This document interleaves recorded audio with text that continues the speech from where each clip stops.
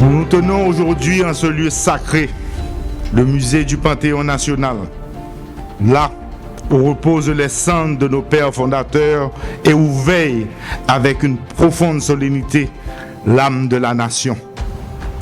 Le temps nous offre ici un rendez-vous rare avec l'histoire. Nous commémorons deux événements qui, dans leur portée symbolique, n'en font qu'un. La disparition de Toussaint Louverture, précurseur de notre indépendance, et l'édification du Mupana. Je viens de déposer une gerbe de fleurs au pied du monument élevé à la gloire de Toussaint Louverture.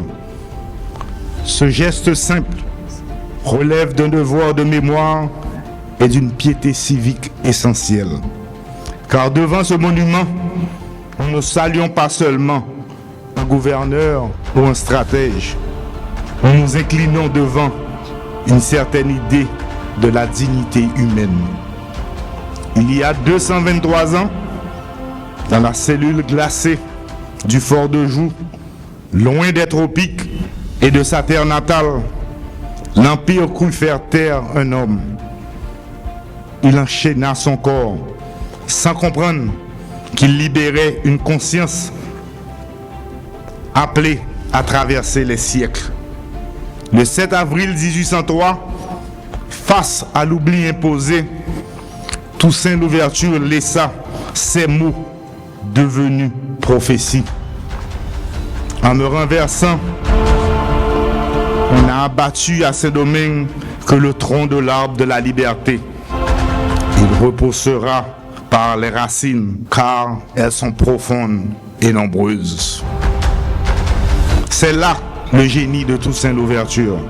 Avoir compris que la liberté n'est pas un don, mais une force vivante, enracinée dans la souffrance, le travail et l'intelligence d'un peuple qu'on croyait condamné au silence. Aujourd'hui, nous sommes ses racines. Et ce Mupana qui célèbre ses 43 ans en est le gardien vigilant, le socle de mémoire où se perpétue la continuité de notre destin. En entrant dans la mausolée, je me suis recueilli devant le lieu où reposent ensemble nos fondateurs. Et dans ce silence, il ne s'agit pas seulement d'honorer, il s'agit aussi de renouveler un serment. Toussaint a forgé l'épée, mais ce sont Dessalines, Christophe, Pétion et ces millions d'inconnus qui l'ont trempé dans le feu de Vertières pour en faire le glaive de l'indépendance proclamé le 1er janvier 1804. Ce musée inauguré il y a 43 ans nous rappelle une vérité trop souvent oubliée dans la tumulte de notre quotidien. Haïti n'est pas un accident de l'histoire.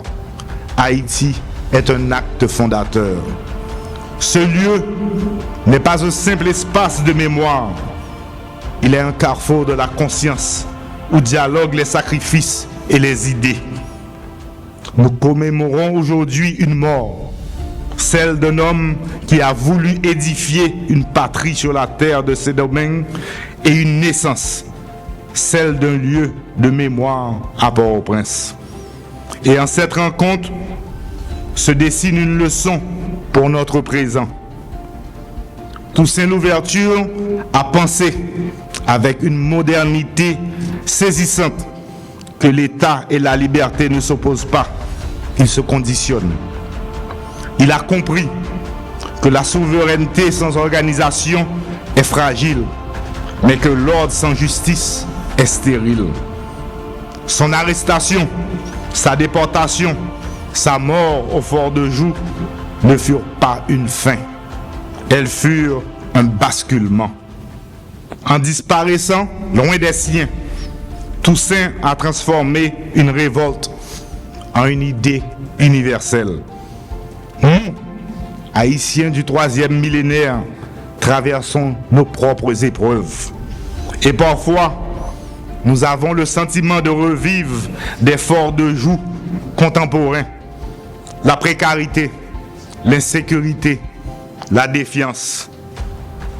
Mais la mémoire de Toussaint, comme les murs de ce musée, nous rappelle une certitude. On ne détruit pas un peuple dont les racines sont devenues universelles. Peuple haïtien, il y a 43 ans, la création du MUPANA fut un acte de résistance mémorielle. Dans les périodes de doute, il affirme une évidence. Nous avons déjà prouvé que les possibles pouvaient devenir naissance. Le 7 avril 1803, un homme s'éteignait. Le 1er janvier 1804, une nation naissait. Le 7 avril 1983, un sanctuaire, le MUPANA, fut élevé afin d'en préserver la mémoire. En ce 7 avril 2026, nous en sommes les dépositaires exigeants. Que la mémoire de nos ancêtres éclaire nos choix, fortifie notre responsabilité. Que le courage de ce génie demeure dans le temps, long de l'histoire, une source de vive inspiration, d'élévation et de conscience pour notre jeunesse. Nous nous engageons ici maintenant avec la force du souvenir et la clarité du devoir à préserver cet héritage, à protéger cette flamme et à servir une république fidèle à ses fondations les plus sacrées.